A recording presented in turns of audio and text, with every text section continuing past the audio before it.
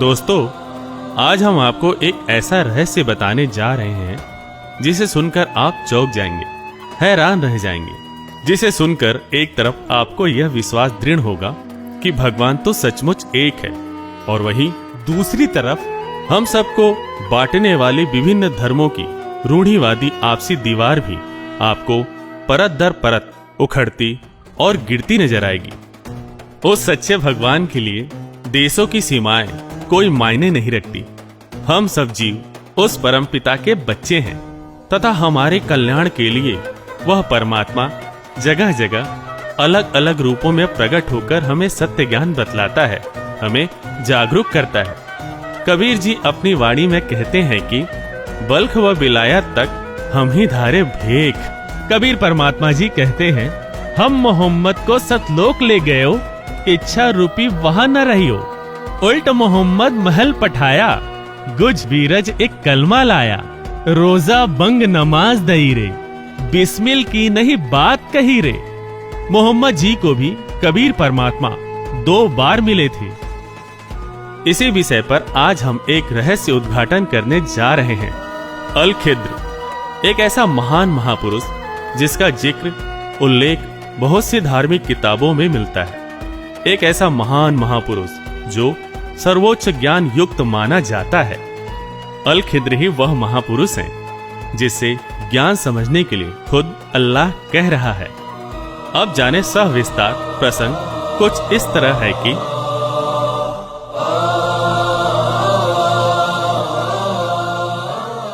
एक बार किसी ने हजरत मूसा जी से पूछा कि इस दुनिया में सबसे ज्यादा इल्म किसके पास है।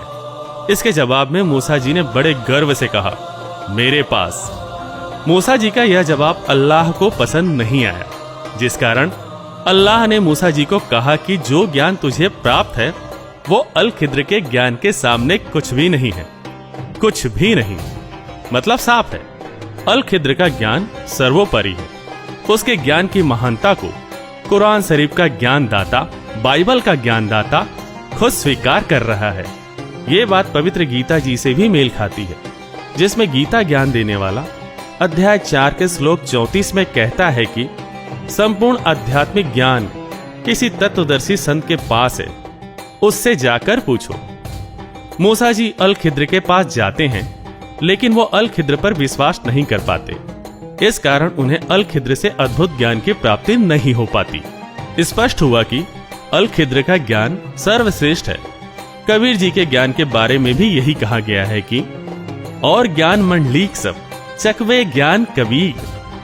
अल खिद्र का वर्णन 55 हदीसों में भी मिलता है, और यह भी वर्णन है कि अल खिद्र मोहम्मद जी को उनके जीवन काल में 2 बार मिले।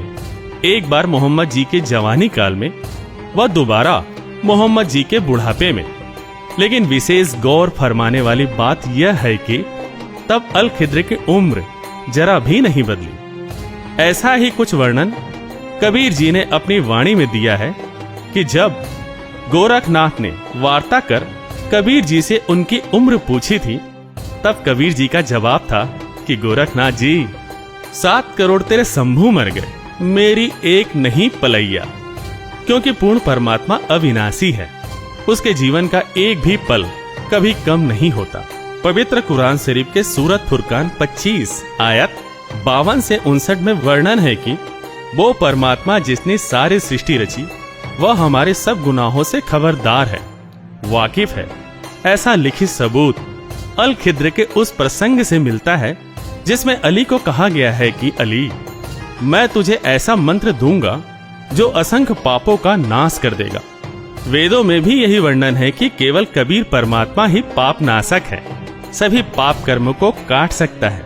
यह वही अली है जिसने बदर के युद्ध में विजय प्राप्ति के लिए अल खिद्र से आशीर्वाद प्राप्त किया था, क्योंकि अल खिद्र हमेशा धर्मनिष्ठ लोगों की मदद किया करता है।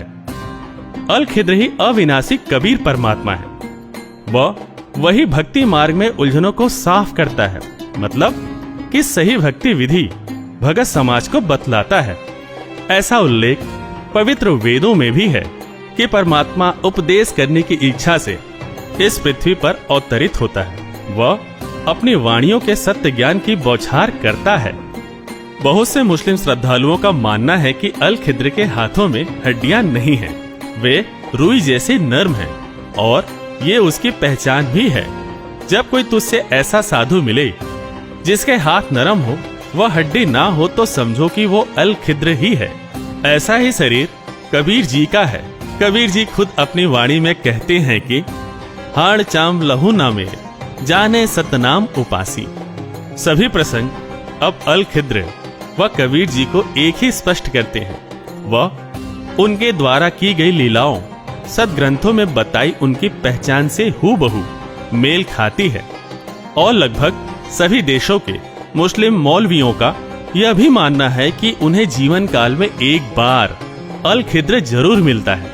वास्तव में कबीर जी देश काल की भिन्नता के कारण अलग अलग रूपों में महापुरुषों के उद्धार के लिए दिन में 100 बार अपने सत्य लोक से चलकर यहाँ पृथ्वी लोक पर आते हैं।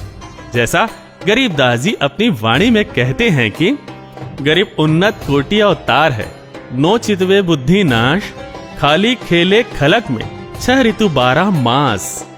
मतलब कि पूर्ण परमात्मा यहाँ हर समय किसी न किसी रूप में अपनी लीला कर रहे होते हैं। परमात्मा अल खिद्र या यूं कहे कि कबीर जी भक्ति चाहने वाली आत्माओं को रास्ता दिखलाते हैं व उनकी उलझन दूर करते हैं। ये परमात्मा के विधान में शामिल है। इसी क्रम में वो बहुत से महापुरुषों को मिले, जैसे कबीर रूप में नानक देव जी को, धर्मदास जी को, मलुकदास जी को, गरीबदास जी को और घीसा दास जी को। तो हजरत मोहम्मद जी को अल खिद्र रूप में मिले और महान कवि रूमी को समस्तर बेच के रूप में। जी हाँ, हम 13वीं सदी के महान रूमी की बात कर रहे हैं, जो महानतम कवियों में से एक माने जाते हैं और जिनको पूर्वी व पश्चिमी सभी देशों में बड़ी शिद्दत के साथ पढ़ा व सुना जाता रहा है। उनको भी पूर्ण परमात्मा अल खिद्र या यूं कहे कि कबीर जी समस्तर बेच के नाम से मिले थे।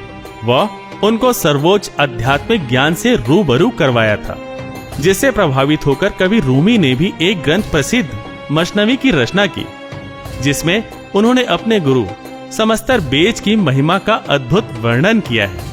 रूमी ने अपनी मुर्शीद समस्तर बेच से दीक्षा प्राप्त कर इबादत की व प्राचीन परंपरागत साधनाओं को त्याग दिया, जिस कारण उनका भी वहां घोर विरोध हुआ था। रूमी की रचनाओं में बल्ख शहर के बादशाह इब्राहिम सुल्तान अधम का भी उल्लेख है, जिसमें यह वर्णन है कि इब्राहिम को अल खिद्र के दर्शन हुआ करते थे, जिससे प्रभावित होकर उन्होंने राजगद्दी त्याग दी थी। यहाँ इब्राहिम सुल्तान के प्रसंग में तो यह तो बिल्कुल स्पष्ट हो जाएगा कि अल खिद्र ही कबीर जी हैं। संत गरीबदास जी, जिनको कबीर परमेश्वर जी मिले थे, उन्होंने भी अपनी वाणियों में इब्राहिम सुल्तान अधम जी का उल्लेख किया है और बताया उनको कबीर जी मिले थे। गरीबदास जी महाराज अपनी वाणी में कहते हैं, हम सुल्तानी नानक तारे दादू को उपदेश दिया, जात जुलाहा भेद न पाया, काशी माहे कबीर हुआ। वास्तव में जिस महापुरुष की रूमी ने अल खिद्र समस्तर बेच के नाम से महिमा गाई है, उसी की संत गरीबदास जी ने भी कबीर नाम से महिमा गाई है, क्योंकि है तो दोनों एक ही। अब तक के सभी प्रसंगों प्रमाणों से यह स्पष्ट हो जाता है कि परमात्मा एक है, वह वही अलग अलग रूप बनाकर हमें सत्य ज्ञान बतलाता है। वो कभी अल खिद्र बनकर हमें मानव जीवन के मूल उद्देश्य से परिचित करवाता है और कभी कबीर रूप में हमें अपने वास्तविक घर की राह बताने के लिए घूमता फिरता है। अध्यात्म की यह जटिल पहेली भी अल खिद्र ही सुलझा सकता है, जो देश काल की भिन्नता के कारण अलग अलग रूप व अलग अलग नाम से आकर प्रकट होता है। आज वही अल खिद्र कबीर परमात्मा भारतवर्ष की धरा मंडल पर संत रामपाल जी के रूप में अवतरित है, जिसके ज्ञान का कोई सानी नहीं, कोई टक्कर नहीं, जिन पर कुरान शरीफ के सूरत फुरकान 25 के आयत 52 से 59, तो वही पवित्र गीता जी के अध्याय 4 के श्लोक 34 भी पूरी तरह से फिट होते हैं कि यही वो बाखबर संत हैं, तत्वदर्शी संत हैं। इनके पास ही अद्भुत अजेय ज्ञान है, जिसके आधार पर इन्होंने विश्व के सभी धर्म गुरुओं को निरुत्तर किया हुआ है, और इनके पास ही वो अद्भुत ज्ञान है जिसे प्राप्त करने में हजरत मूसा जी भी असफल रहे। इनके पास ही वो मूल मंत्र है जो हमारे अनगिनत पापों का नाश कर सकता है। इनके पास ही वो मूल तत्व गुण ज्ञान है जो सुखमय जीवन का आधार है और सर्वजीव आत्माओं की भक्ति कराकर उनका वास्तविक घर सत्यलोक अर्थात पूर्ण मोक्ष प्राप्त कराने वाला है।